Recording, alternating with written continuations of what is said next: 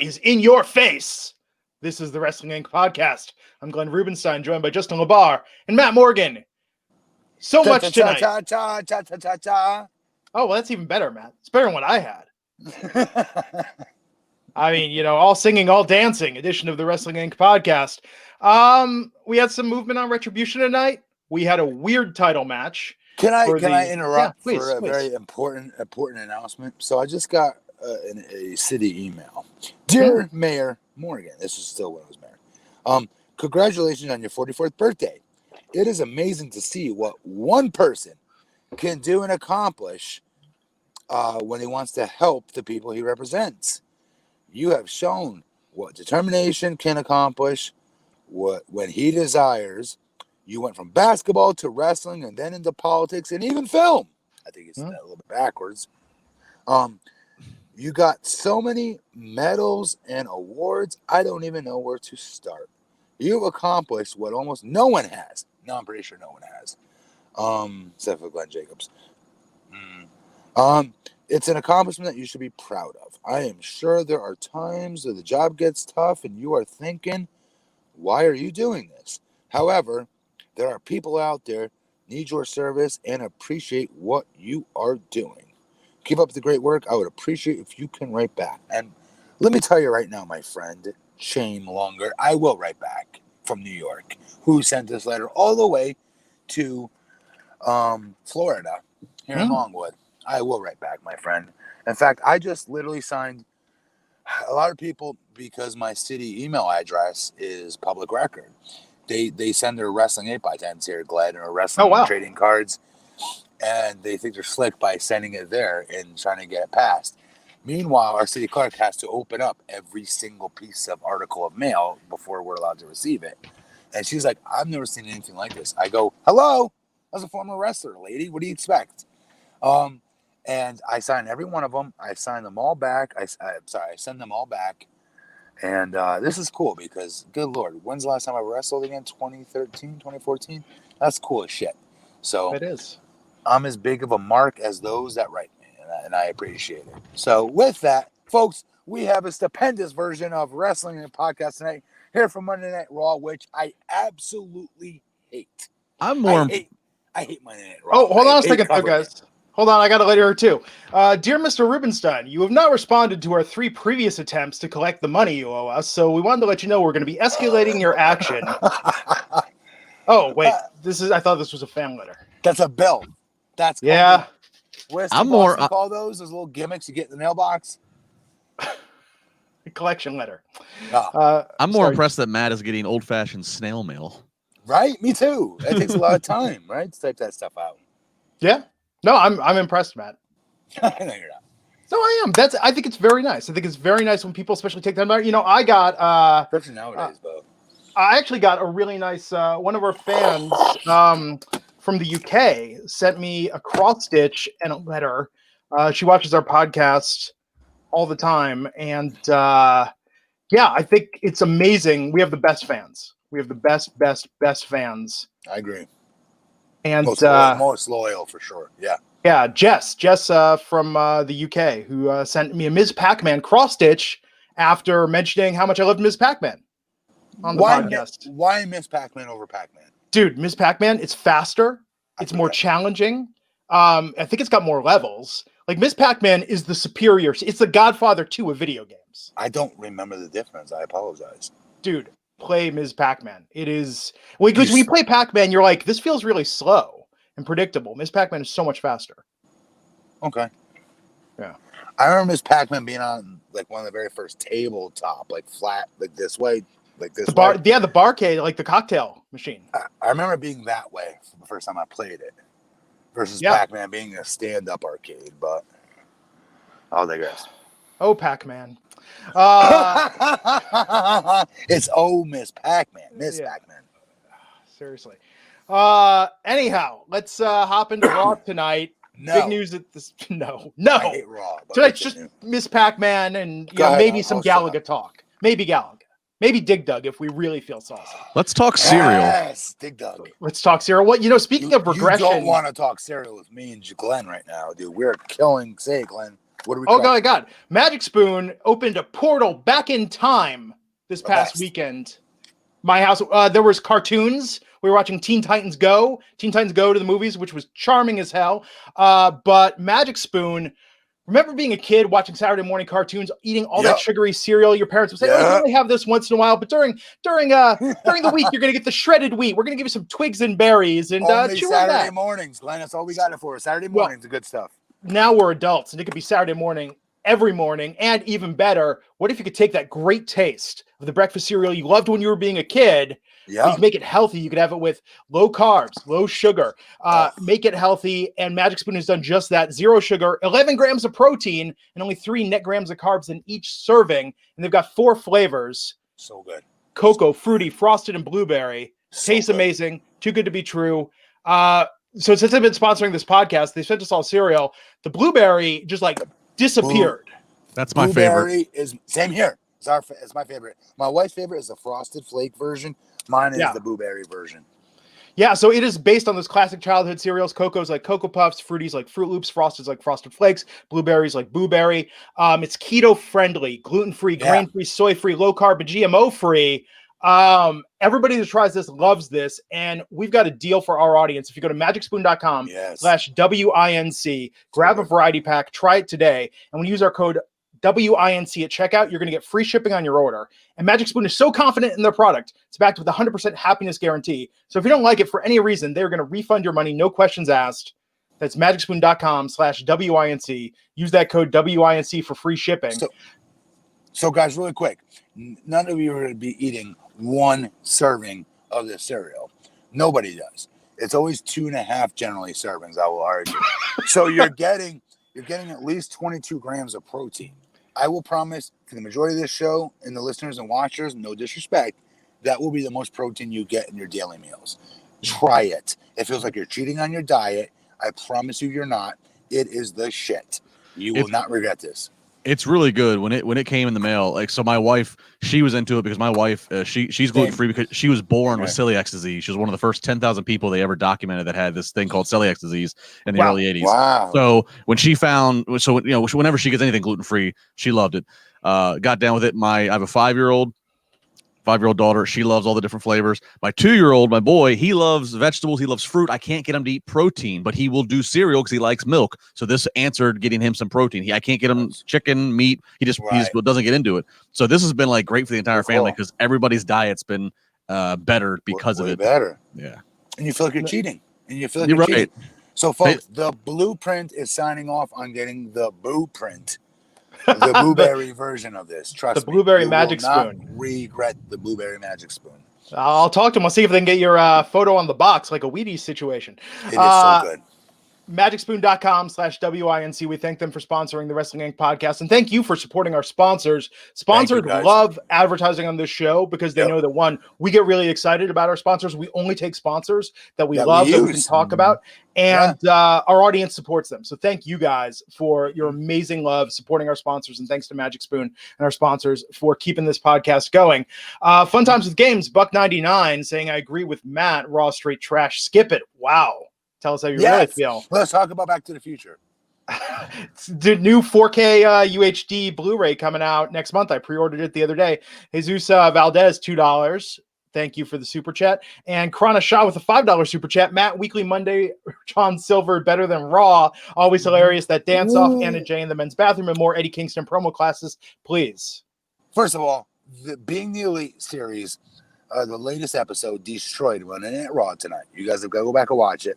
Eddie Kingston was hilarious on it. But more importantly, my boy, that I'm the #1 member of the fan club of, John Silver, destroyed it tonight in a dance contest with what's his name? Hunico? What's not Hunico? What's his name? Angelico and Jack Evans. They did it again. Oh, yeah. And by the way, Jack Evans and Angelico could freaking dance. But also friends of Sam Adonis. You don't say. Shocker. America's sweetheart, Sam Adonis. Shocker. Oh, the guy that does magic, Richie Morgan over there that does the magic.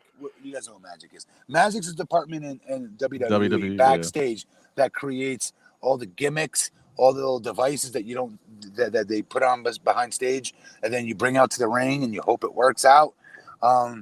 He will, dude. I love Sam Adonis. He's a family friend, but he's a name dropper. I'm just throwing it out there.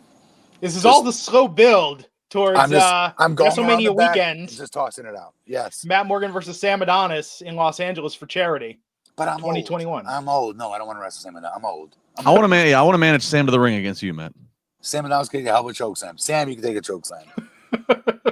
Matt, the older you get, is it more before each match being like, okay, so here's the stuff that I don't allow, and here's what you can do, and this you got to clear with me ahead of time? It's totally trying to Kevin Nash your way out of shit, and I try to like, no, listen, how about this? I shit you off, you duck like 5 times, you duck 5 clotheslines, I catch you in the cross body, and you give you a fallaway slam. I go for a choke slam, you duck it, you kick me in the gut, you go for the DDT, but nope, I reverse, like little basic shit like that. Dustin Eck, $5, pointing out the Fresh Prince of Bel-Air is having a reboot. Check out Will Smith's Instagram. Yeah. This is cool. This is a guy. This is a filmmaker who made a trailer, Matt, and he made the trailer under the premise of what if the Fresh Prince was done as a more like drama, not as much comedy, but drama of like, Will having trouble in the streets of Philly, going to. He did have right, but went back.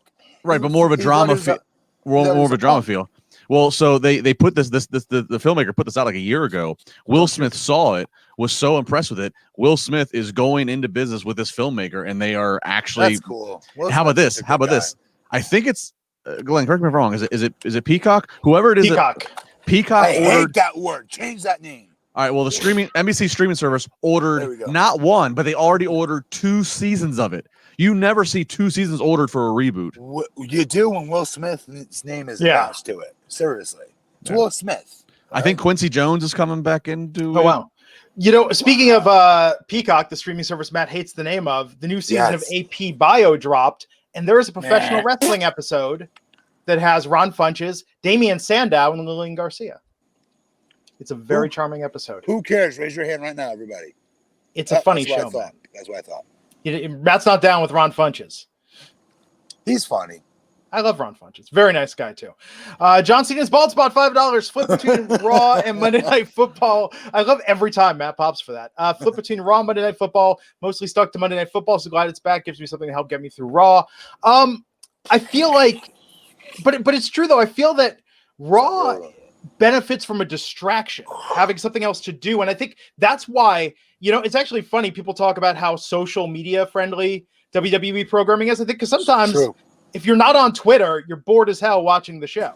It's I need to be able to crack wise and talk about this with people, Crack wise? Yeah, wisecracks, You sound like my dad. Before he backhand me.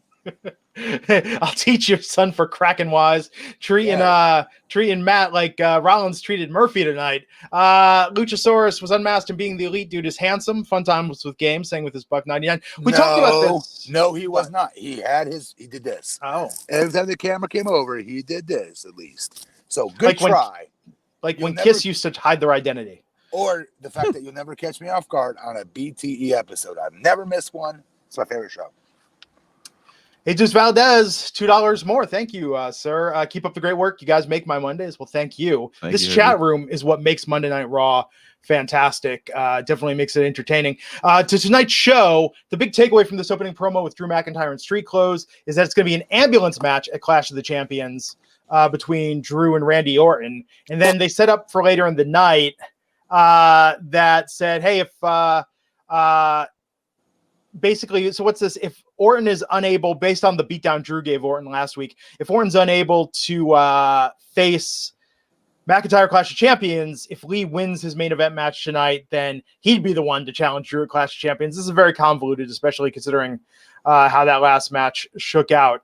I feel like sometimes they really try and manufacture stakes where they just don't exist. It's going to be a 3-way between these guys at Clash of Champions, right? Although in an ambulance match, how could it be? You got to get both guys in the stretcher across the line. I don't know. Yeah, they definitely try to manufacture stakes, though. You're right. Jackson Callan's $4.99. Hey, Matt, Peacock. Much love, boys. Thank you, Jackson. Jackson, you got jokes now. I see how it is, Jackson. Trolling Matt. I love it. You know what, Jackson? Maybe a little somebody on here will start ignoring your DMs going forward. How you feel about that, Jackson? I'm just joking, Jackson. Matt's got heat with everyone. He's in a fight. I don't want to cover Ron tonight. I hated this. He's got heat with me. I'll shut up. I'll tell you what I'm most pissed about. The episode tonight. And Matt, I'm sure it was the low point for you as well. What they did to Mickie James tonight was so insulting with the ending. Wait a minute. You can't possibly mean first ballot Hall of Famer Mickie James with the best working punch, men or women, in the game. You can't possibly mean that, Mickie James, can you? Yeah, I do mean that, Mickie James, indeed, who did not pass out, did not tap out. The ref called the match when it looked like she actually had Asuka in a pretty legit pin, reversing the submission. Yes. This just infuriated me. But before that, let's talk about the Street Profits versus Cesaro and Shinsuke Nakamura. Street Profits getting the win here on their home turf. 50-50 booking being what it is, I assume it's going to go the opposite way on Friday. Justin, what'd you think? What'd you think about how this match? We don't throw to Justin first. We throw to Matt Morgan first. Yes. I'm just joking, Justin. Go ahead. I'm just being a dick. No, you got to have something good to say now. Let me hear something good. There's a lot of pressure on me now. Yeah. Well, all right. Ready? Here, Sam Adonis, bro. Hashtag. Well, back when I was in New Japan and Nakamura was a young boy at the time. I know it's crazy, but like he was a young boy at the time. And like we went to the steakhouse. And I told him he needs to get bigger.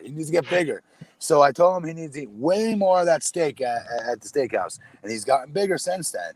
And like it's really cool to sit back and watch what a marvel of his career he's been able to make. Just because Sam can do a 450 and you can, you don't gotta hate. Yeah, hate. I've got one better, and Sam's brother can prove this. I, my friend, could do much better than that. I can do a shooting star off the top rope. And anybody from OVW will prove me right on that. And I almost got fired for doing it, but I'll digress. Jim Cornette goes, I'm not paying you to be nobody here is paying you to be a 7-foot goddamn Rey Mysterio Jr. And to his credit, he was correct. Nobody wanted to see that.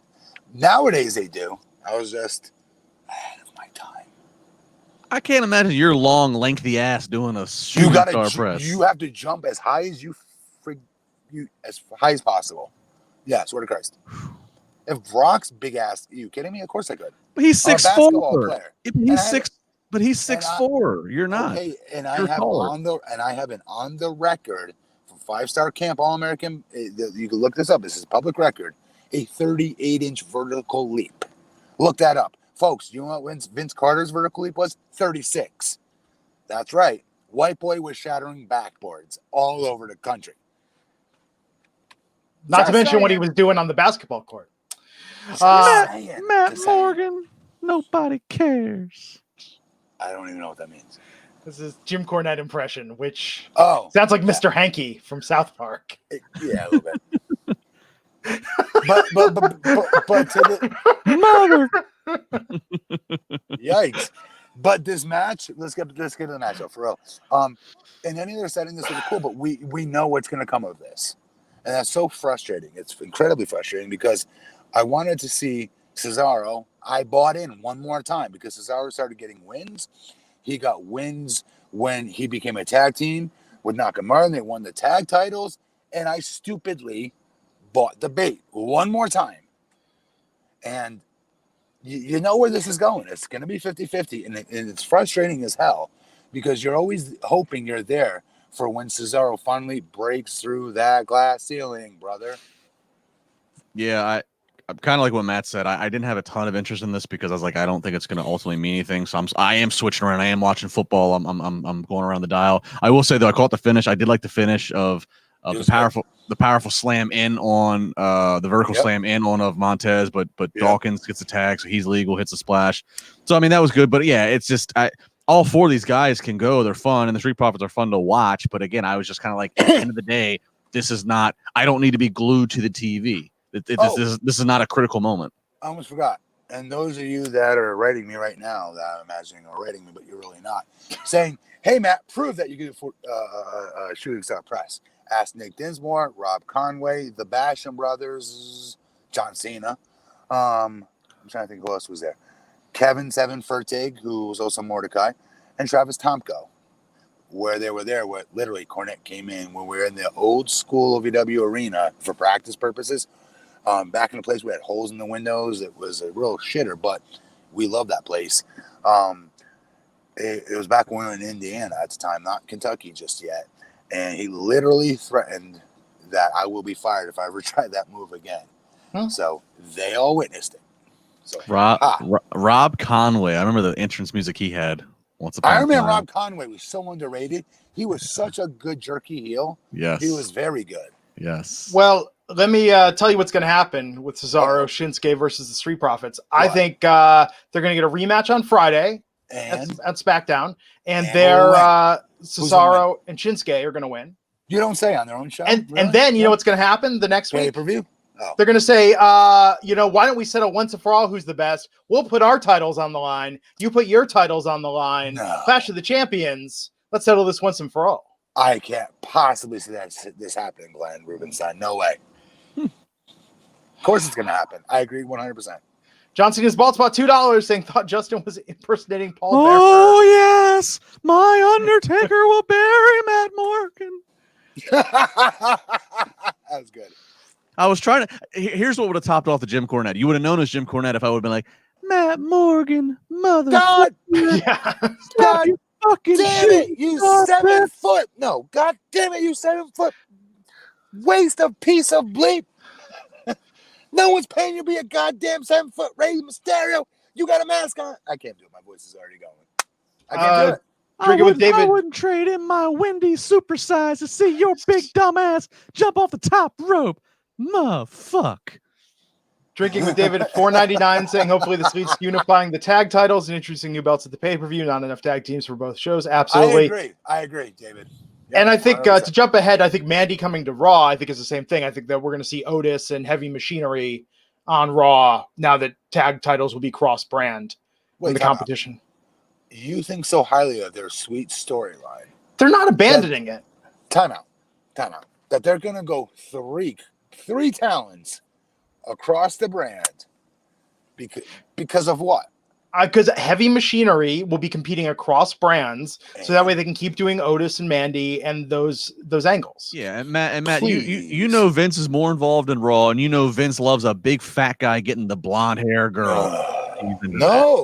No, he really doesn't. He likes the opposite. This is Vince McMahon. He's a bully. Antoine Farrell will talk about this. He's asking, so Mickie wasn't hurt. I thought she was hurt. Why do you think she was hurt, Antoine? Well, the way the ref abruptly stopped the match. I mean, we'll talk about it. I missed the finish. You guys have to tell me. I missed that too. I apologize. I didn't see that she was hurt. Oh no, she wasn't hurt. Mickie looked as confused as the rest of us. Before we hop back in, that's what I thought too. Terry Allen Jr. 520 saying Wednesday PS5 showcase 4 p.m. Matt, watch it with the sun will be a glad moment. People are really hyped for the PS5. Wait, what am I missing here? They're doing the PS5 showcase. They're going to show off some of the new games Wednesday at 4 p.m. on a live stream on the interwebs. I just Google it, dude. I mean, what does that do with WWE? Am I missing something? I don't. He wants to bring joy to your life through the power of video games. Listen to me. I love video games. So does my son. So I want the joy to be brought to me fully. Please do not, Glenn, read his post without you paying for it. By the way, do not reply with money in the super chat. Just explain what you mean in further detail, so I don't miss this. DNA of TNA Morgan fan $2.01 saying 2020 COVID Keith Lee Heart Foundation attire. Yeah, they switched them to a singlet. It's not. You don't think it's better in a dress and a t-shirt? I would let him go back. Let him go back to being shirtless in his shorts that he wore in NXT. I think he should be shirtless too in shorts and biker shorts. I agree. Okay, so he doesn't have 6-pack abs. He doesn't need it. He's still athletic as hell. Who cares if he doesn't have? You know, and that's what makes it more impressive that he does all the crap he does. It also makes him a little bit relatable. How many wrestling fans have 6-pack abs? But then you see a guy who's got a little bit of a belly, and you're like, okay, he loses the relatability the minute he's doing the high flying crap that he can do and the athletic things he can do that the beer drinker in the first row sure as hell can't do. Double Clutch 95 is saying check PlayStation's Twitter for the live stream Wednesday at 4. Omar Thank you. Camacho saying you can find it on YouTube. Thank you, Joey guys. Dorjan saying it's a PlayStation 5 announcement. We'll announce the games and the price is coming out in November. Can't believe it's coming out in November. 2 months. PS5. God, I'm old. I'm still in PS4. I'm on track, actually. Not good PS4 and an Xbox One X. I'm on track. Jody Shauna Jenkins, Canadian $5. Hey, Matt, what was the better finisher, the Garvin Stomp or the Master Lock? Is this really a female asking me this? I want to determine this.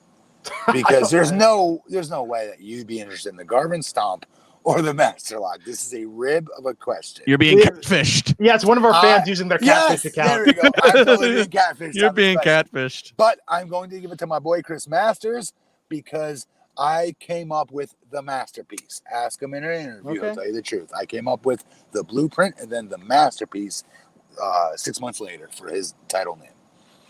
So backstage, we saw Zelina Vega. She's had enough. She was yelling at Garza and Andrade about their losses and their setbacks. She stormed off, and then Garza and Andrade brawled when we went to commercial break. Which was cool. Then we had Cedric Alexander versus Ricochet tonight. Thank God Cedric Alexander got this win. I have to say, I liked this promo, and I liked heel Cedric. Like, I think that this is the most we've seen of his personality so far. I agree with that. And this is a shame. The reason I say it's a shame is because why do you always have to be a heel to show your personality in wrestling nowadays? I don't get it. Do you know what I mean? The writers write cooler shit for the heels for whatever rhyme or reason. And this is the problem when you... And I don't mean disrespect on this. I don't. When you hire geeky nerds straight out of college to write your show, they're going to show way more attention to writing. Excuse me, I don't know how to explain this. Because I'm old. So I'm gonna do the best I can with this. For Arthur Fonzarelli, way more than they're gonna write for Richie Cunningham. They're going to be way more interested in that. They're going to be way more emotionally invested in that because they're not Arthur Fonzarelli, if that makes sense. So I think the baby faces have been screwed over for such a long time when it comes to their promo department and what these creative idiots do not write for the baby faces, but always do write for the heels. Again, the objective as a heel is to do what?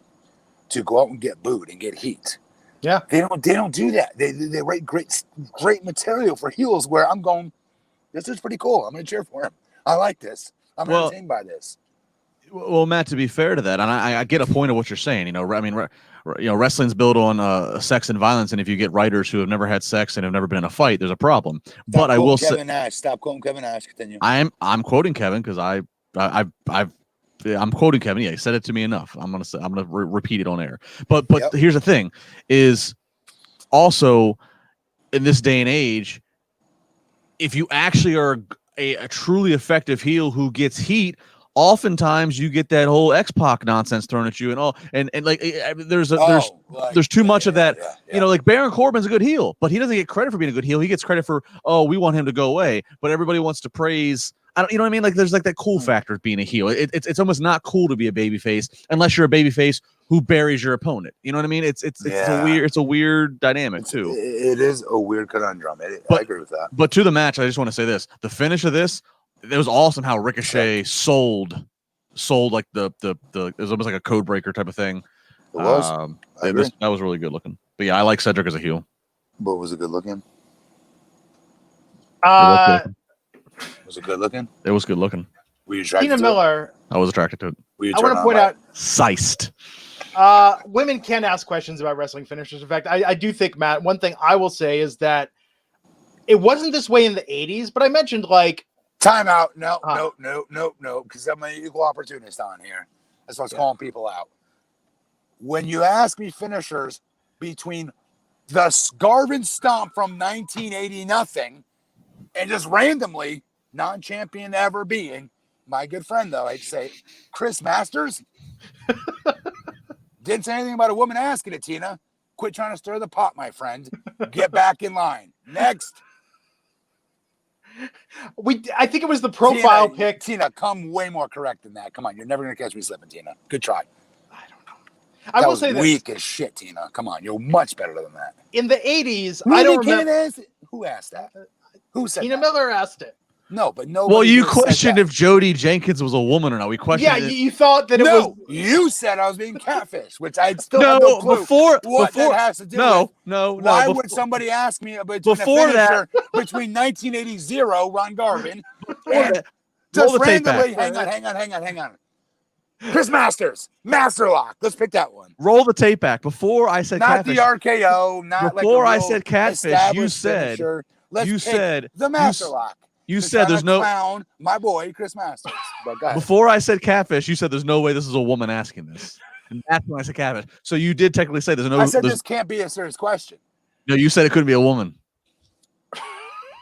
Roll the tape back. You said this can't be a woman. That's when I said, "Oh, you're being catfished." Then I stand corrected. How about that, Tina Miller? So, in fairness, in the 80s, I don't remember any girls in my classes being interested in Hulk Hogan that era of wrestling. I will say in the Attitude Era, I dated a number of women who were really into wrestling. One who had Triple H in her AOL screen name. The hook here. Why would anybody in God's green earth ask? Because I think Garvin stomp. I think women can be just Masters poor Masterlock challenge. In fact, Matt, I would think this was a mockery question. I've met quite a few women. Does not deserve this. I've met quite a few women that are more hardcore about wrestling and stats and stuff like that than men. You know, and look at it. We've seen examples of it online. Like female fans are just as hardcore as men, which is awesome. Yeah, today they have no question. Yeah, so I think that you can have a knowledge of history and want to ask this question. But would regardless, guy, girl, I don't care what the freak sex you are. You can be cat or dog for all I care. Yes. Why would you ask Ronnie Garvin versus Chris Masters? Maybe it was Chris Masterson under his catfish account. Because this was a faux question. This was not a real question. Anyhow, it was to mock my friend Chris Masters. Retribution. Oh, Retribution. No, not Retribution. Go Retribution, you mean. So tonight, they cut this promo, corrupt machine, garbage, blah, blah, blah, blah, blah. But tonight was the first time they let slip their performance center people who were overlooked and cast aside. We've been thinking all along they've been building it like it was talents that got released. Got the shaft, right? Yeah, I agree. I was hoping that's what it was. Yes, and instead it's I don't know. I mean, do we really feel sorry for Performance Center people that haven't been given opportunities? And if Mia Yim's one of them, Dominik Dijakovic, they've gotten them. No, because there's probably a good reason for it. Is because you're not good enough. Sorry. Once again, the only thing that saves us is if like Triple H gets revealed as being a mastermind who's trying to overthrow Vince. Otherwise, yeah, this kind of comes off as like, eh. Okay, is there any way at all Big E can possibly be still the leader of this? Probably not. Wait, so I've got a bigger revelation than Retribution. All secrets revealed. Jody, Shauna, Jenkins, $2 Super Chat Canadian to say Jody is a guy. So Jody, Shauna, it's a couple's profile. Jody is the one, but it's the female, the Shauna's photo. Jody's asking the question. So, aha. That's what all this hubbub's about. Go back. I gotta say their name. Jody, well, Jody and Shauna. Jody, Shauna. Jenkins. Jody's one person, he's the guy, and Shauna's the girl, and their last name is Jenkins. And that picture is Shauna. I still can't believe they thought like that wasn't your real picture. You should feel so disrespected and never give another ounce or penny to Raj Giri ever again moving forward, man. I mean, smart on the dude for like putting like his put his wife. He's like, well, my wife looks better than me. I'm gonna put my wife's photo up. We all would be doing that. Me too. The chat room is questioning my claim about me dating a number of women. I'd like to point out that 3 is a number, guys. The way you phrased it was like you had like to talk about this way more. Hang on, Justin. What did I miss? Glenn said I dated a number of women. He made it sound like he had like a ring of women in the Attitude Era that had like Triple H tattoos and such. No, they had wrestling knowledge. Yeah, they were into wrestling. Right? Yeah. How many? I'd say probably in the late 90s, probably 4 or 5. Like, but I'm talking like not like long-term relationships with all of them. Just hookups or what? We went on a date or 2. To a wrestling show? No, not to a wrestling show. Were you in the band yet? I was in a band at the time, yes. Okay. So let me get in here. So for every man on here watching this show, every guy, I would say age. Boy, I'm 44, so I'd say age is 40 and over. Yeah, but you've been dating your wife since like preschool. Hang on. You guys will attest to this, I'm sure.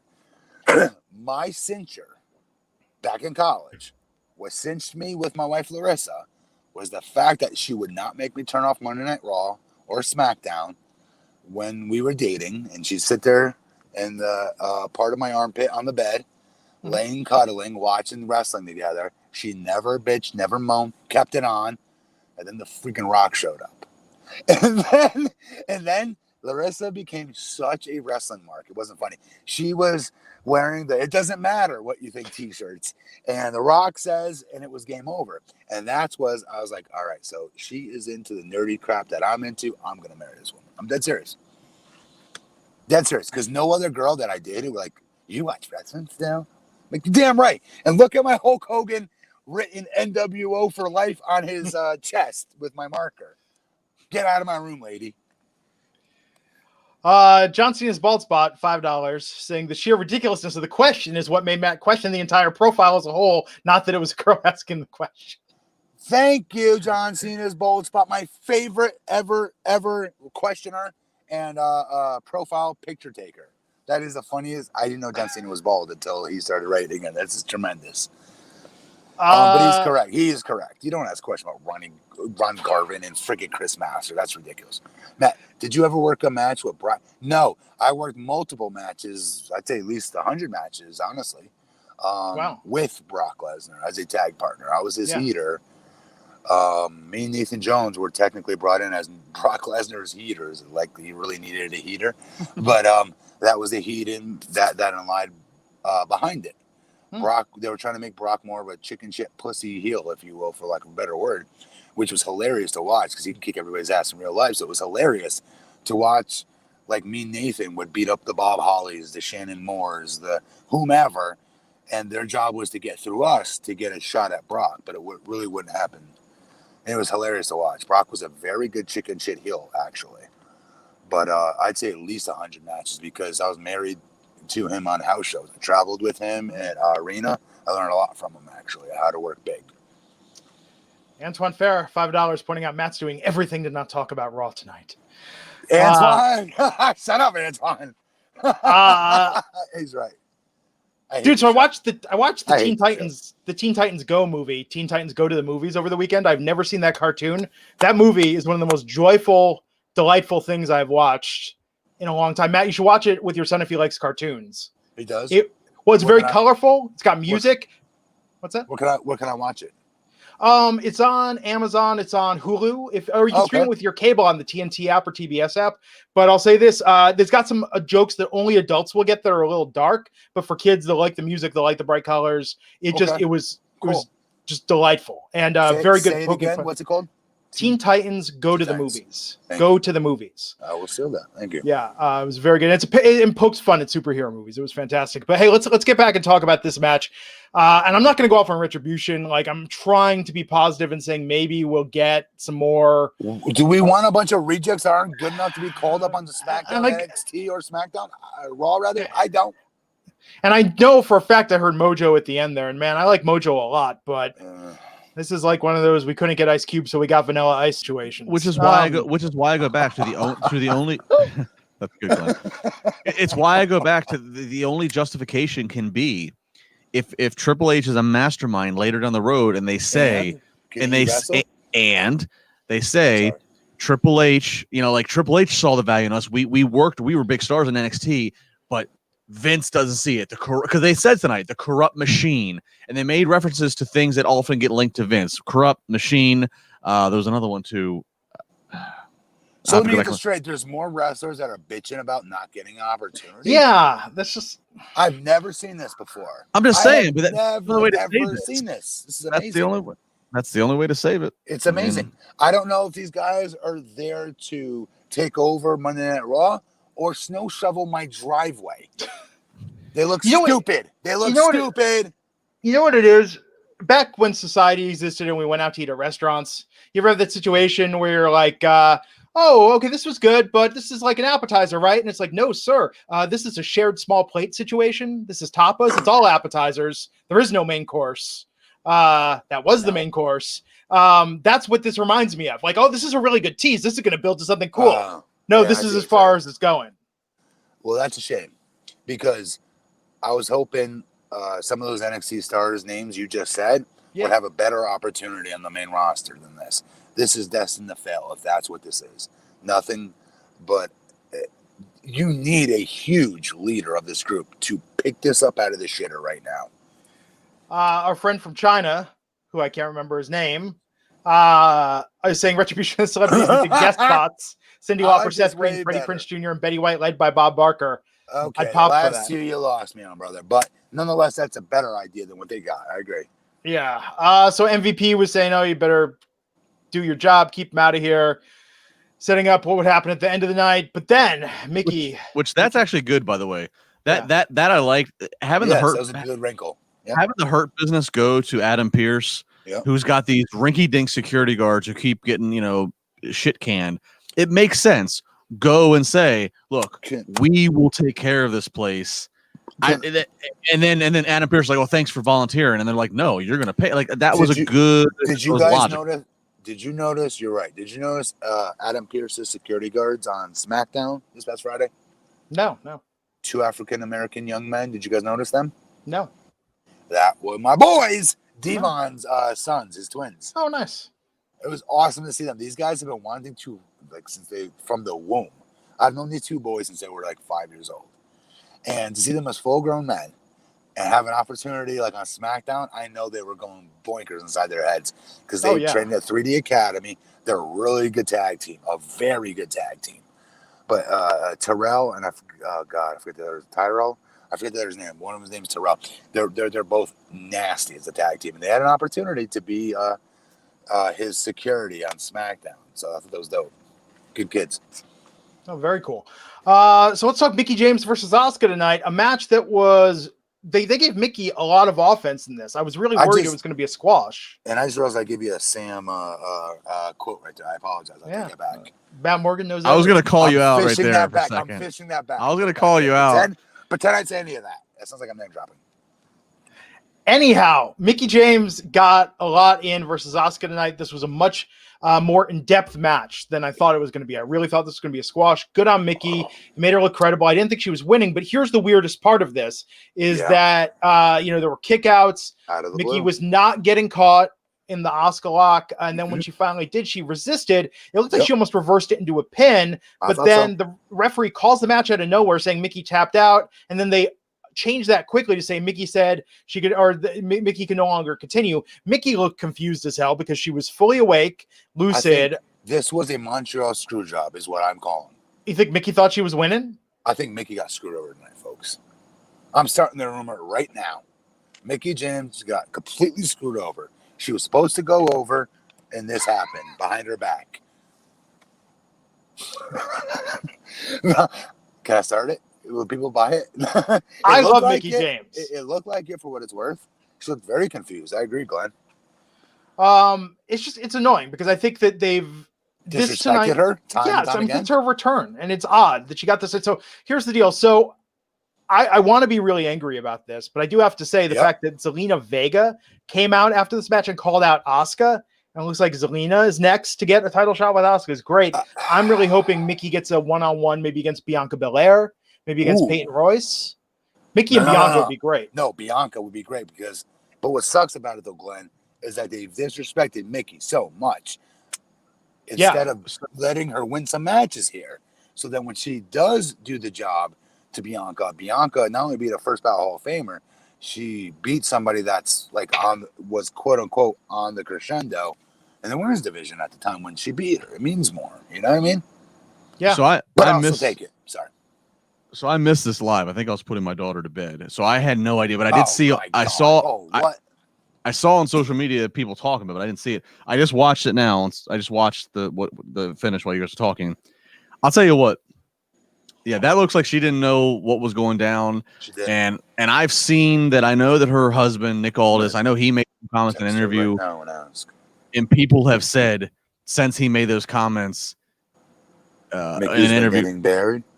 Yeah, people have said that that's kind of like WWE retaliation. I don't know, but that is a weird finish right there. It was strange. So I don't know what's going to happen with her from here, but yeah, I think her versus Bianca would be fire. Zelina versus Asuka, I think is going to be great. So can't be too mad about this. And we did assume Asuka was winning. Derek Heikkinen, $2 super chat saying Matt played against number 1 Duke in 97. Yes, I did. He had hops. I did. Brian Thank Berry you for saying that. Brian Berry, $2.99. Super chat asking Daniel Bryan the leader of Retribution.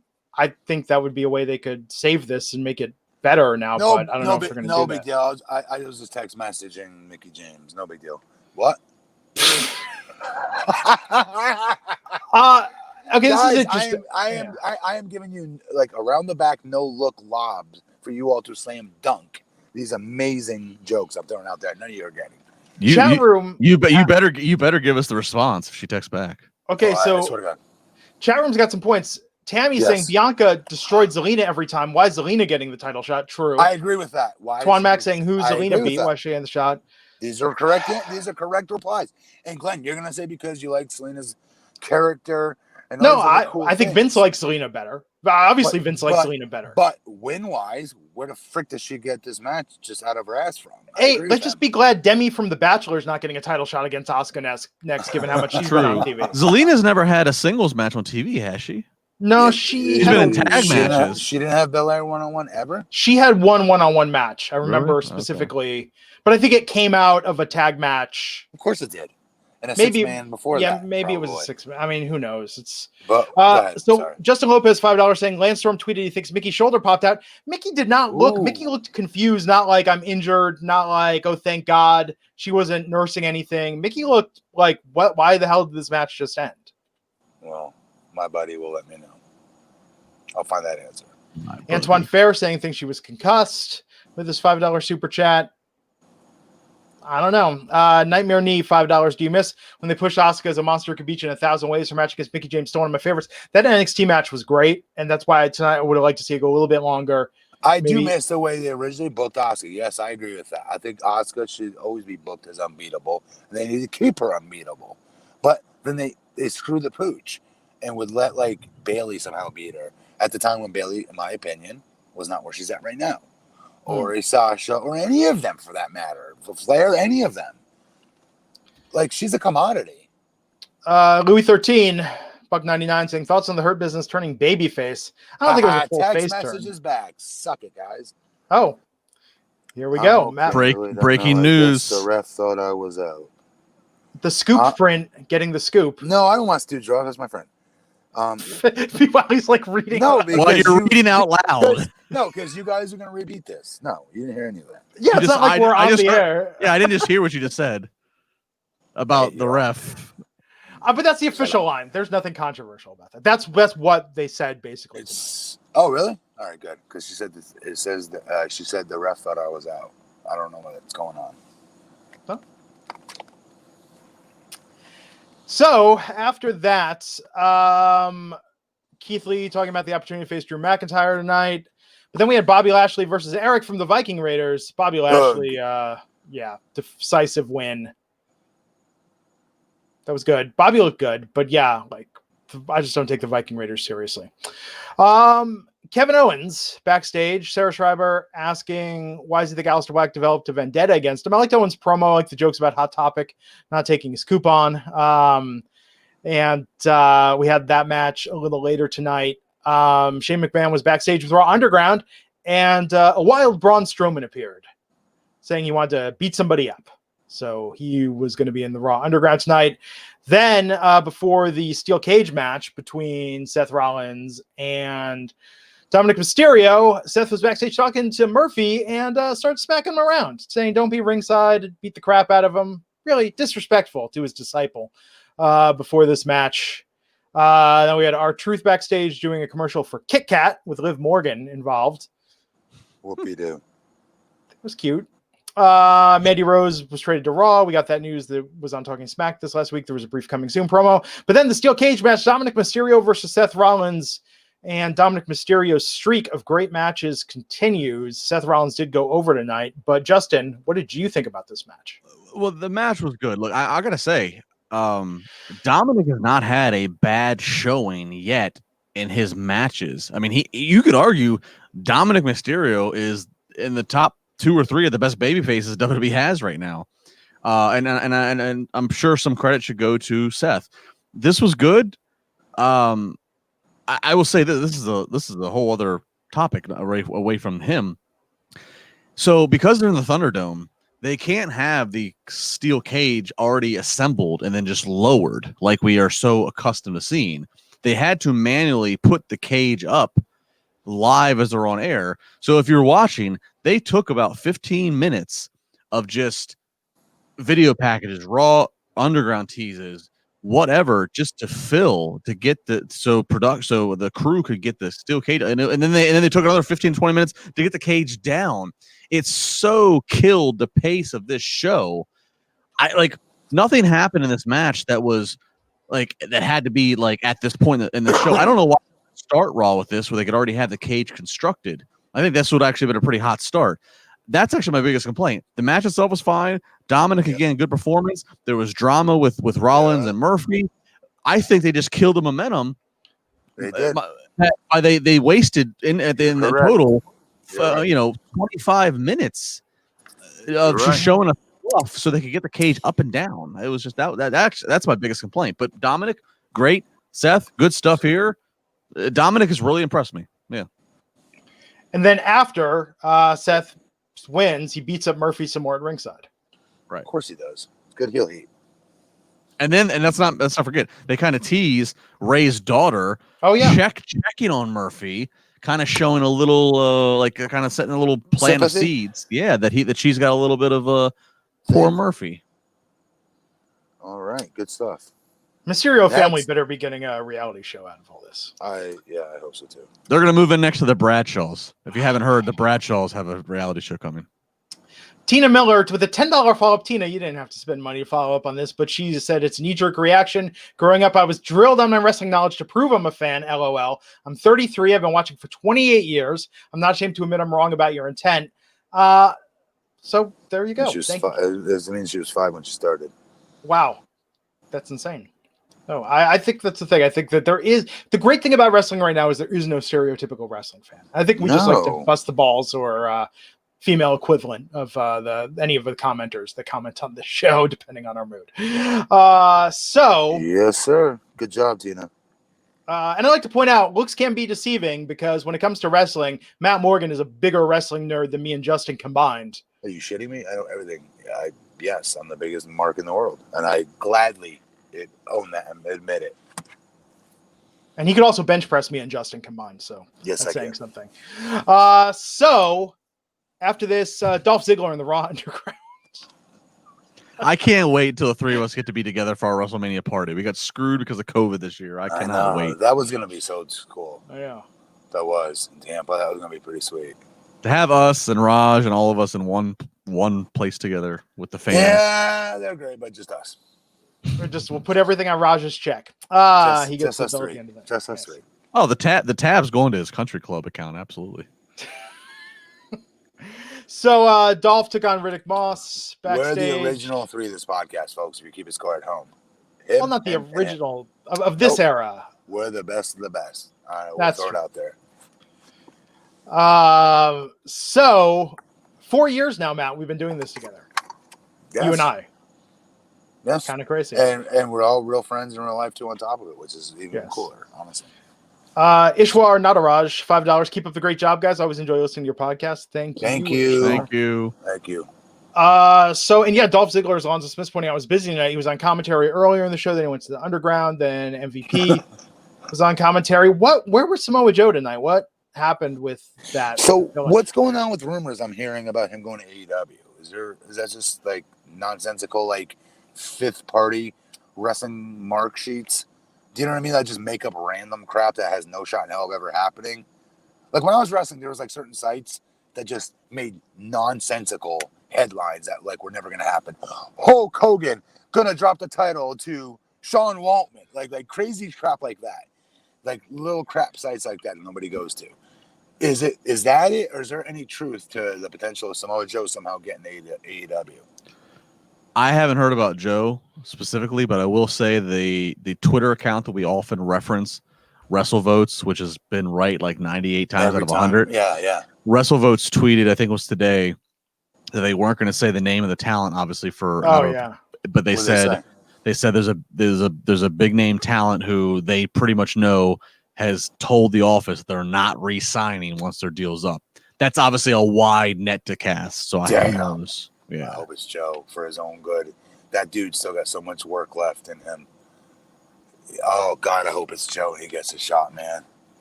Love Joe. That'd be awesome. Me and Joe have been best friends for like, I don't know, like 9.5 years now.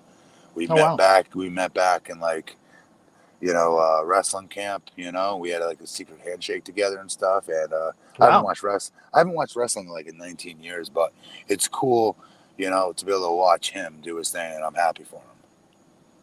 Come on, that was awesome. Guys, put that over.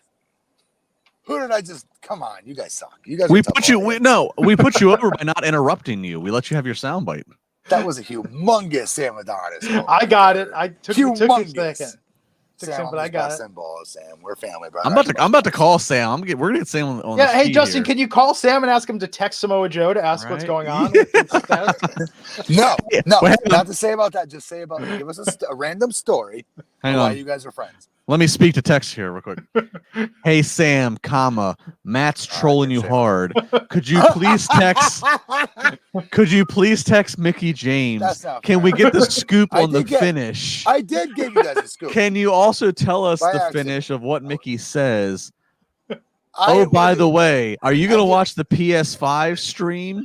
That would be really good. We can also eat some cereal together tomorrow morning. I hear that the protein is going to be Matt Morgan recommended for your daily needs. Hashtag, this joke died like a minute ago. Listen, the Mickie James tidbit, I thought I was, can I tell you the worst part? I thought because I was reading it out loud as I was reading it. I didn't know you guys could hear me as I was You're on a live microphone. If I don't see you guys, I didn't think that you could hear me. You better send Mickey some flowers tomorrow, Matt. With a nice note. Matt, there is a mute button. Maybe an edible arrangement. No, not when you're reading. Like, if you guys are on your phone recording this, if you hit the Apple or the iPhone black button on the bottom, right, and you go to your text messages, I assume that wasn't being recorded. No, we can still hear you. We just can't see you. So John Cena's Paul Spot $5 wants to know what's the end game of the Dominik storyline? Turn on Ray, fight other heels, or does he just disappear off TV after finally beating Seth? So he's done a lot. He's got what generally happens, you guys, is he's done amazing for what's been asked of him. Holy mackerel, has he done amazing? You guys got to call a spade on this. He has. And what usually happens in this predicament is that talent.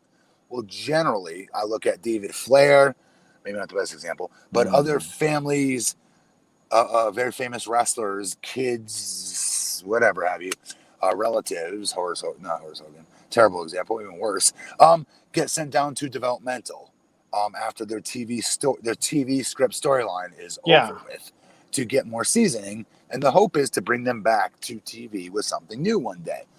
He's going to benefit greatly from that. I think.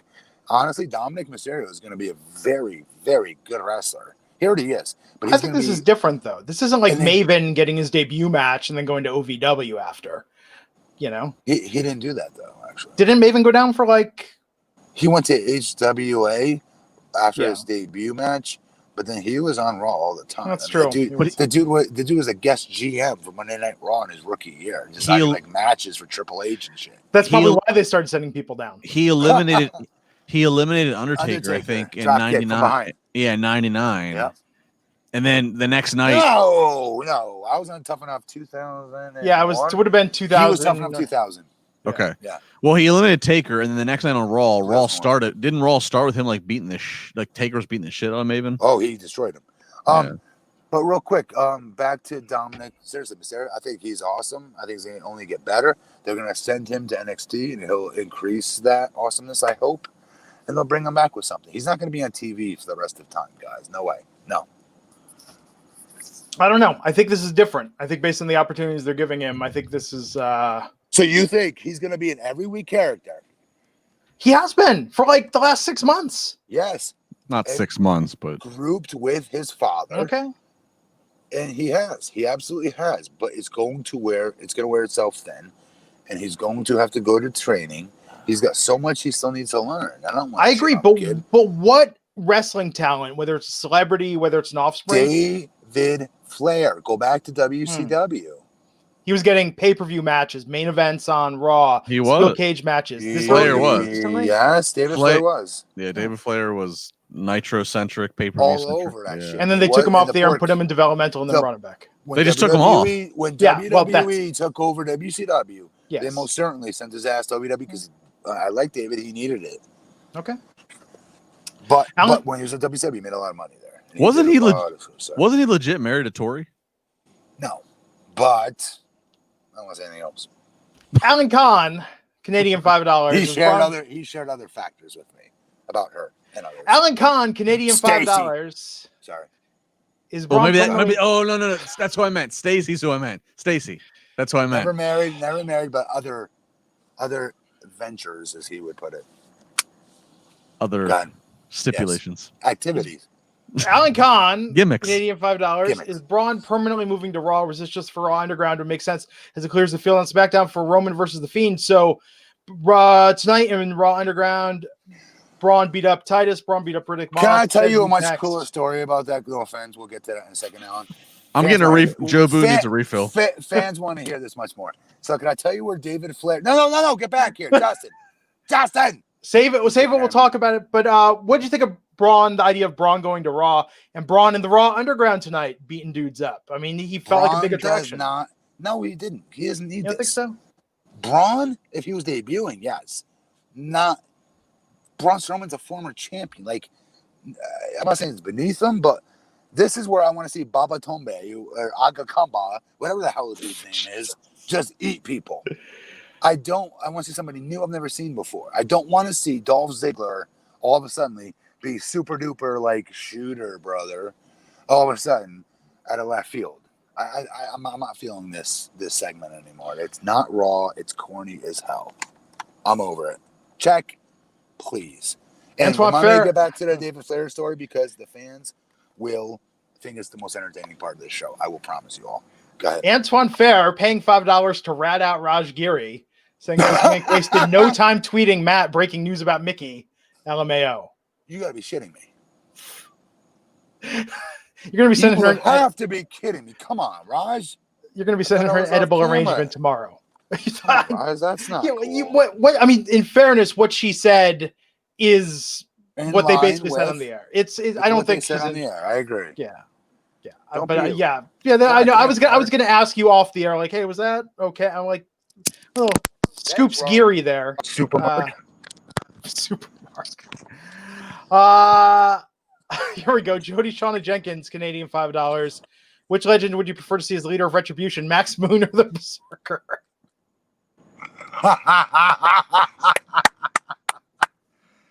That was well played because I'm looking at the picture and the name and going, God dang it, you got me.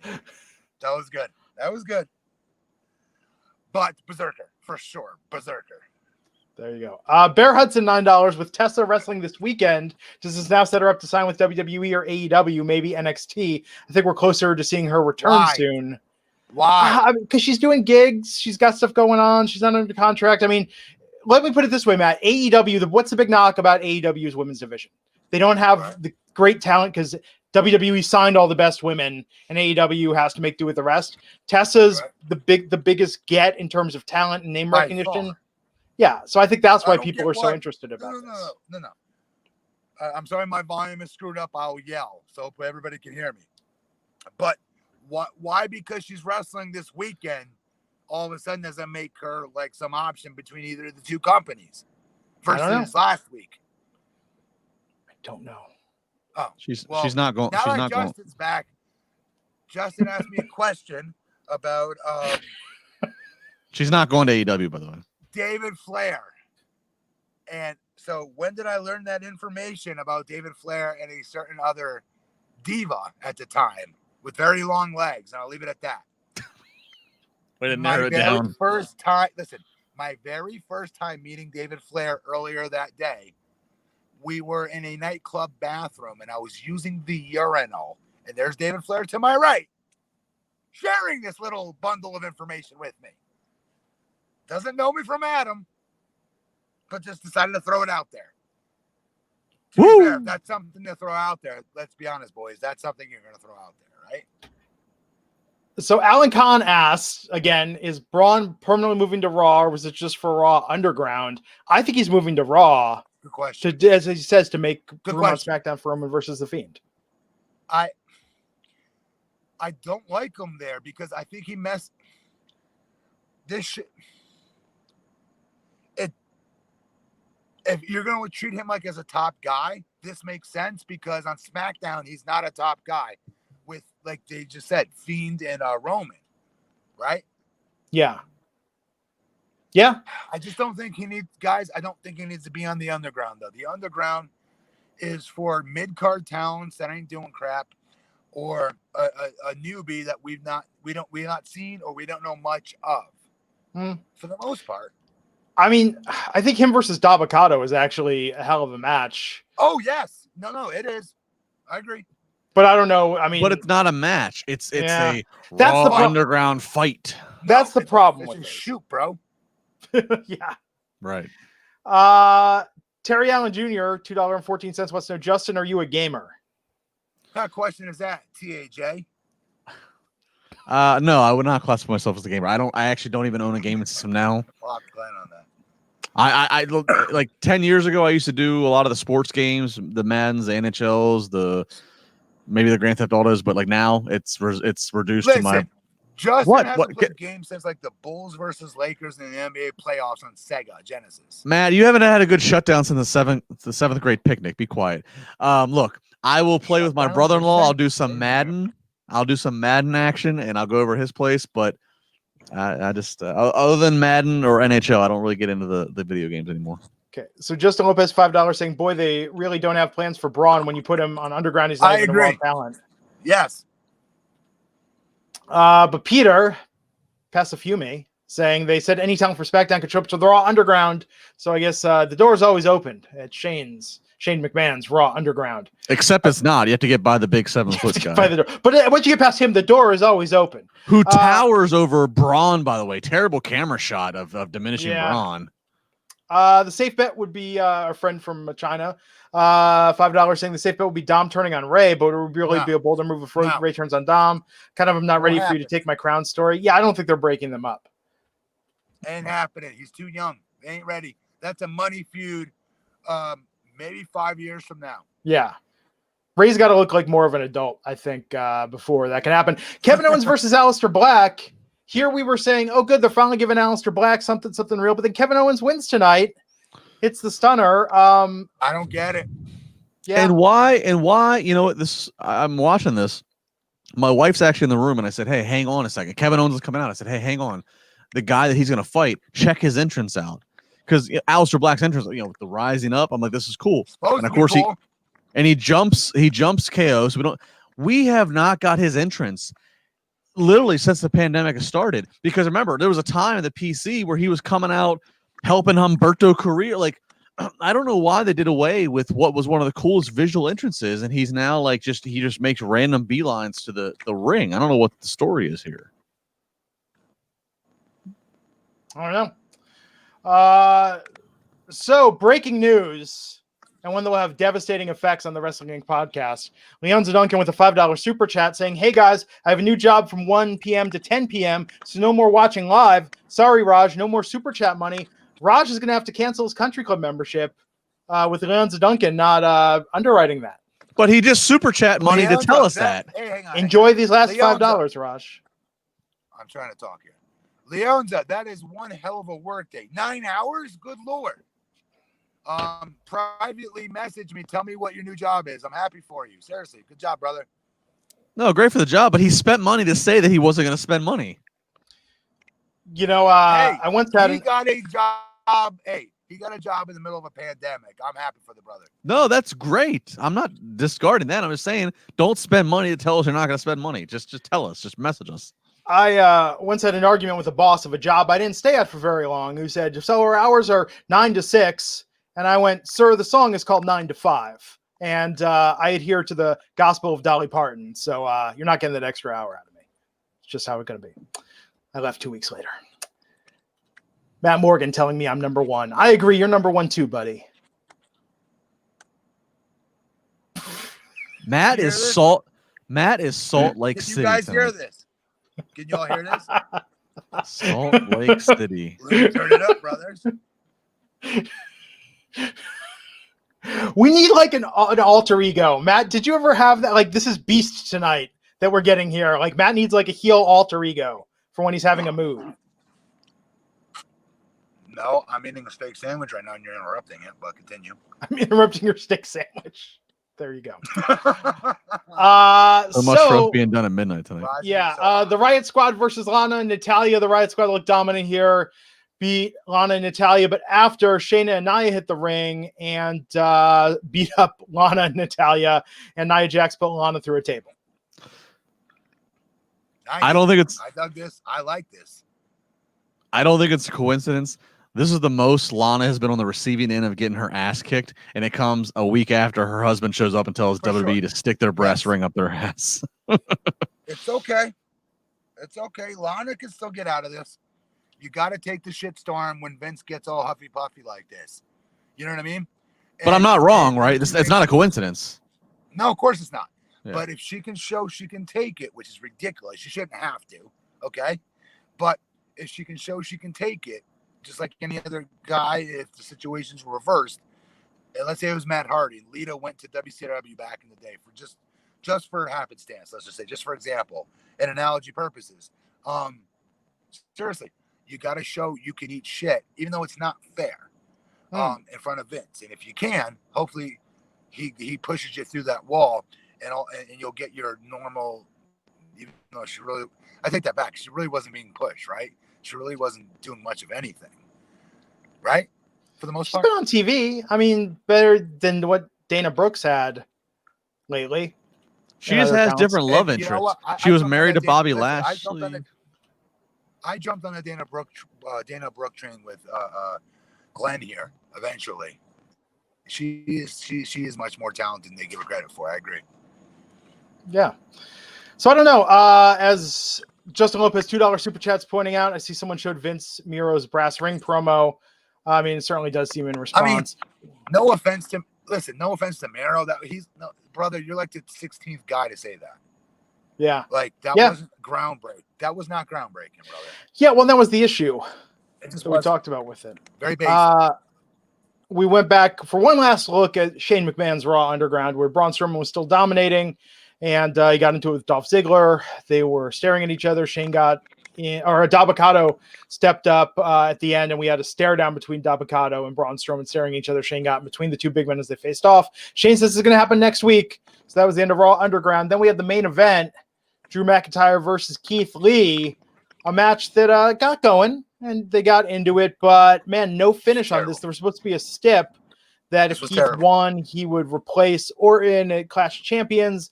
But before they could finish this, Retribution came out, started beating up Lee and McIntyre. And then the Hurt Business came out, got into it with Retribution. And then McIntyre and Lee, we're standing tall at the end of all this with Retribution and the Hurt Business laid out as Raw went off the air. So I'm pretty sure I heard Mojo, his voice with Retribution. I don't know. I mean, just you saying that makes my skin crawl. I just feel like, okay, so WWE thought that, oh my God, this is the three hottest things colliding here. We've got McIntyre and Lee and their frenemies. To be fair, what they're having. Yeah. So we got that. Then we got the Hurt Business, who's just on fire as of late, now with the new fourth member. And then Retribution, where the people can't stop talking about Retribution. And we're going to go off the air with all of them in the ring in this segment. So this is an example of of Corny's example of don't get any on you, Matt. You don't want to get on the show tonight because it's going to be the shits, and you don't want to get any on you. This is an example of the Hurt Business, Drew and Lee, getting some on them. Yeah. Retribution I don't know. Corny as shit, and I'm just going to say it. I mean, I'm fine with the no finish to Drew and Keith, and especially if he gets Keith into the match at Clash. Like the logic thing is like you're fighting Retribution. Why do you not just pin them to the ground and start to unmask them? I don't know. Yeah, but one of the guys' mask was coming down. Why what? Say it again. why don't if you're fighting Retribution, why don't you just pin one of them down and start to unmask them? You know, I mean, I don't know. Here's one thing I will say though. It kind of feels like WWE, they've been trying to build up Hurt Business, and they're also now positioning Hurt Business to be the stable. No, it's too fast. Way too fast. Well, they're trying to position them to be the stable that's going to be the first opponent to Retribution. So I will say, if you tell me on this particular pay-per-view, it's going to be the Hurt Business, 4 guys and them against 4 guys at Retribution, I at least am intrigued to see, okay, well, who the 4, how they get unveiled. I at least have that. There's a big chance that I'm going to be disappointed, but I at least... Hurt Business is not ready to take an L yet. No way. No way. I didn't say... They're still a forming group. They just got their 4th member. Before that, how many? They've been 2 months together, right? With Bobby and MVP? Right, but look at how fast they're... Look at how fast they're being booked each night. MVP was across the show. He was in so many segments. He was on commentary. They are trying to fast pass the Hurt Business. Doesn't mean it's right. I'm not saying it's right. I'm saying I don't agree with it. That's all. But here's the other point, Matt. At this point, I'm tired of the slow burn, corny attacks of Retribution. I need to get something. I want Retribution to not come out. I don't want them to be exposed. I want them to go away, and WWE asks us to pretend we never saw them. Thomas Miles, $4.99. The lights flickered during KO and Alistair match tonight. Is KO the leader of Retribution? You gotta be shitting me. You have to be shit. I'm sorry, I'll shut up. Oh, Alistair Black T Jr. said Alistair Black said on Raw Talk that Kevin Owens is the leader of Retribution and needs proof. Oh, you know what? Listen, for what it's worth, even though I think it's crazy. If KO, for whatever reason, was a leader, I think he'd be a great mouthpiece. Sure. Having one person who's an established TV star, a Brian, a KO, somebody who's at least one. Sammy would be the best. He's not gonna be, but he would be good. Having somebody who's at least won a title, but still someone who literally had a title handed to him, but somebody who can argue that like they've still had issues with the machine. That would be the most credible thing. That again, or I go back to my Triple H thing of Triple H trying to overthrow Vince. That's the only 2 things I can see. Ugh, Triple H is gonna wrestle though. He's gonna be the old guy. Never mind. Bear Hudson, $5 saying, I asked because Tessa was emotional after a match. It looked like this could have been her last indie match before she signs with someone. Interesting. That's good information. Who wrote that? Go back. That was Bear Hudson. So, Garage, you friggin' Mark. Are you going to write Bear Hudson from their super chat? Just gave us breaking news that Tessa's going to WWE because she was emotional after a match? Stooge. Seriously, what is... Never again am I going to click over and text somebody and ask the talent a real legitimate question here. Stooge McGee, breaking news right now. You're loving this. You're loving this, Glenn. Well, we had a good 4-year run on this podcast, Matt. I've really enjoyed doing this with you. I'm sure you'll be successful in whatever else you pursue. That politics thing seems like it's going. Hey, Matt, I've heard Raj is ready. Only a leader of a 15,000 resident city, no big deal. I've heard Raj is ready to wish you in your future best in your future endeavors. Sam Adonis just standing by, waiting for that. There it is. There it is right there. There's nothing better than having wrestlers just to name drop. Yeah, other wrestlers. I couldn't find that anywhere. I probably can't. You're probably right. Tune in next week to hear Sam Adonis talk about all the members of the Monday Night Raw roster he's gone to get fast food with and hung out with in car trips. Yes, Glenn. Get it in, Glenn. Get it in, Glenn. I'm just riffing. So Sam's a good addition to Wednesday night. I like Sam. All jokes aside, I can do this because I know Sam and I know his family even more. They're good people. He's his brother I know incredibly well. And I tried to put a word in for him when he came to TNA tryouts, and TNA effed up not signing him. Corey Graves I'm talking about. And I think... And Dix, I wish she listened to me on that. The only one she ever listened to me on signing was like Young Bucks. When me and Alex Shelley like literally had to force feed the Young Bucks on Terry Taylor's mouth, and then eventually when he wasn't responding, Dixie Carter. So me and Alex Shelley got the Young Bucks signed at TNA. I hope they don't use that against me with Generation Me. They put him in, but nonetheless, this when they were still in the Indies. But Corey, Matt, back in the day, Corey Graves now, desperately was trying to sign because, in my opinion, he was better than CM Punk was. I'm dead ass serious about that. He was a great promo, and he was a great in-ring talent, much better than people know how great he was. And he had the coolest tats on his hands. It said "Stay down." I just thought that was dope as shit. And he was Punk before CM Punk was. I'll be honest. And I met their family when I just got released from WWE. They're their very first independent company to reach out to me to book me when I didn't know which way was up. What am I going to do with the rest of my career? I just got shit canned from WWE. And Sam's dad reached out to me out there in Pittsburgh area and brought me in. I slept on their couch, got at least 17 different times. Great family. So like I'd known Sam since Sam was a fat little wrestling fan that was a young little boy, young little heavy-set boy, that now to see what he's doing you don't even understand, you guys. It's insane to see what this kid is able to do in the ring now. Like, I knew him when he was a little boy, literally talking about, like, wrestling figures and stuff. So it's cool to see what he's become. So I'm busting his balls because he's family. Yeah, to play off what Matt's saying, before everybody knew Corey Graves, Google Sterling James Keenan. Such a good heel. Such a good heel. And let me say this. Such a good heel. To what Matt was saying, yeah, he could go in the ring. He was Punk before CM Punk. I'm dead serious. He's a better promo than CM Punk is. Thank you. And I'm not knocking CM Punk. But here's the thing. No, thank you for saying that. CM Punk gets all the fanfare because of the pipe bomb, because WWE allowed him in storyline to look like he was shooting on John Cena and the company. Give me that opportunity. That his mic was cut, that he broke the fourth wall. When again, nothing happens on Monday Night Television that Vince doesn't approve. No microphones and cameras are on. So they allowed CM Punk to get amplified as this rebel on a mic. I'm not saying CM Punk's not a good promo. He is. Of course he is. But he's not the best there ever was. And I will again say, if you can find the right material before he was Corey Graves, who's on commentary being quick-witted heel because he's disqualified medically to wrestle.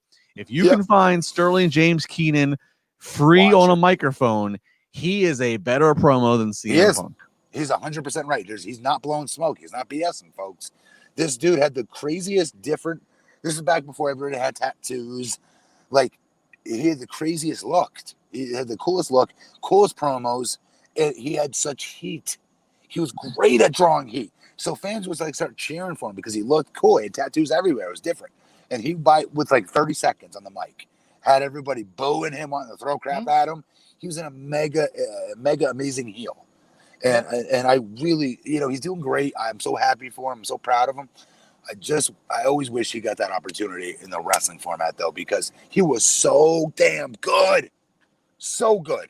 Much better than what you saw in NXT, by the way. But you know what?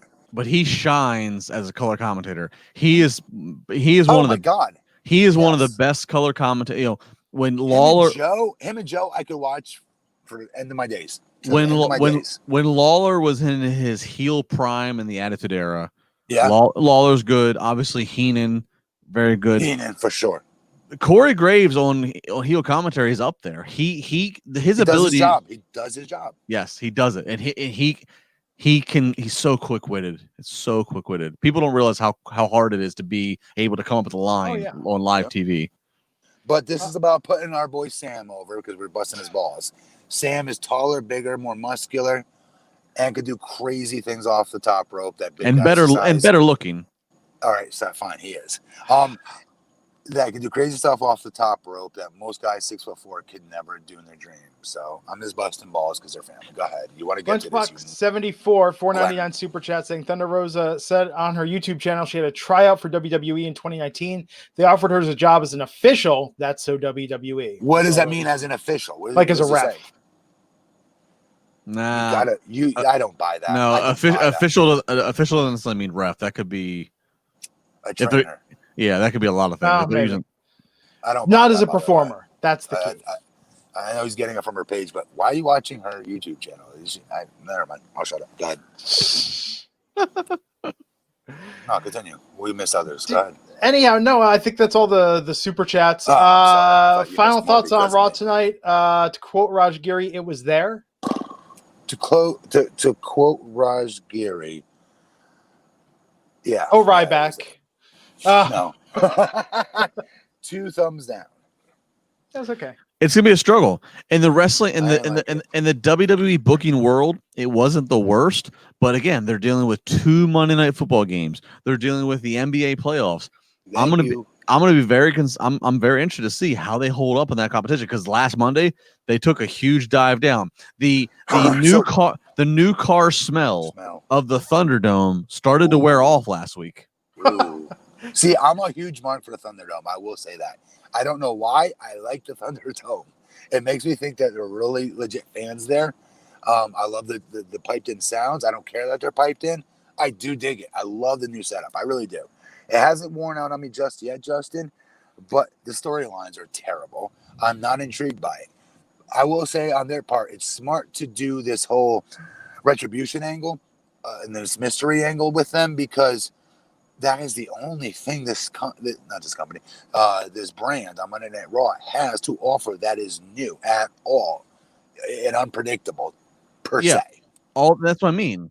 The fact that they're setting up the Hurt Business to be maybe the first Such opponent, a fast forward button, don't you but think? all they can do, Matt, all they can try to do with Retribution, and I'm gonna stretch here. All they can do is to make the NWO third man angle. Who's going to be revealed? Who's going to come to the ring? Who's going to get unmasked? Right. Yeah. It better. I'll bite on that. It better effing deliver. That's all I can say. I agree, bro. It's got to be at first, guys. We were saying Roman Reigns. We were saying Big E. We were saying Miz. We were saying even Sami Zayn. It has to be a big ass name. In fact, I'm going to say with the current lineup, John Cena. Current members. Oh, I love that. The current members should never take off their masks. They're cooler with the masks on, because if we see that it's, because if you see it, it's like, oh well, that's Mojo, or that's you want your like 3 or 4 guys. John Silver ain't scared to walk out there without his mask on. You want your 3 or 4 guys who are unmasked to be big impacts, but then everybody else who's frontline Putty Patrol soldiers to stay masked. Yeah. Yes, sir. The unknown's more exciting. If it's not good. Anyhow, so what else? Give us some quick news here, Justin, before we take this home. Quick. All right. Jeff Hardy reveals in an interview that he has signed a new WWE deal. We don't know exactly when, but it'll sometime this past summer. One of the interesting things about it was a lot of fans have requested, since Jeff and Matt have split and Matt's in AEW, that Jeff, when he had his best run in 08 and 09 as a single star, he had his different theme music. So his wife had even commented on it, Beth, basically saying that, like, when there's fans again, we will get that theme music. Jeff kind of confirmed that in this interview. So it seems like Jeff Hardy is here to stay for some time in WWE, and that eventually, whenever there is fans again, he will get the No More Words theme song back. The other thing, a note on Wrestling Inc. That I bring up here. So WrestleMania 37 this spring, scheduled to be in Los Angeles. Obviously, in this world of COVID-19, we don't know what's going to happen. That's still ways away.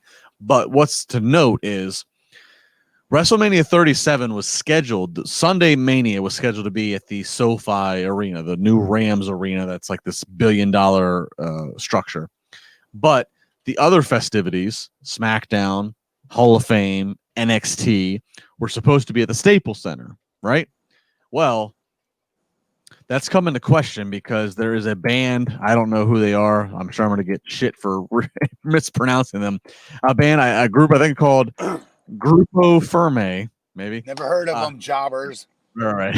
Who do they ever beat? Okay. They put it out on their platforms, and it's been confirmed by the Staples Center that they are having shows Friday, March 26th and Saturday, March 27th. So if that is the case, the fact, that would mean that would conflict with the Friday Night SmackDown and Saturday NXT TakeOver. So the importance of this is there's been a lot of speculation. Will WWE still try to pursue Mania at LA? Will they try to move it back to Tampa as a make good, since Florida seems to be a little bit more open to having wrestling? So this is a big thing that Staples Center is publicly saying this group is going to have a show and there's tickets on sale when we all thought wrestling would be occupying the building. So, just something to keep an eye on as we move on here. Okay, so a couple of super chats, then we're taking it home. Justin Lopez, $2 saying Thunder Rosa's tryout with WWE was as a ref. So there, I was right. Wrestling enthusiast Buck99 saying, what if Keith Lee is secretly the leader of Retribution? I'll take that. I'll take that. Would make no sense. Why would they interrupt his match? Yeah. Listen, it's not going to happen, but I would take it. Bear Hudson, $5. There are reports that Tessa Bear. will meet. There are reports that Tessa will meet with Triple H this week or next week. I just thought maybe she was close to signing soon. Listen, it could happen. Bear Hudson, Raj is stealing your comments as we speak and breaking headlines with it. For the record, I didn't know any of that, Bear Hudson, honestly. So I hope that's true, brother. I'd love to see Tessa in WWE. Big time. We'll see what happens. So on that note, Wednesday night, Justin, Matt, Nope. Raj, Matt, Sam Adonis. I'm gone. Friday night. Where are you going? I told you, the funeral. Oh yeah, that's Where right. are you going, Glenn? I don't do Wednesdays anymore. Why? Why? It's just too much, dude. I got movies to watch. I got things to catch up on. I got cereal to go eat. Yeah.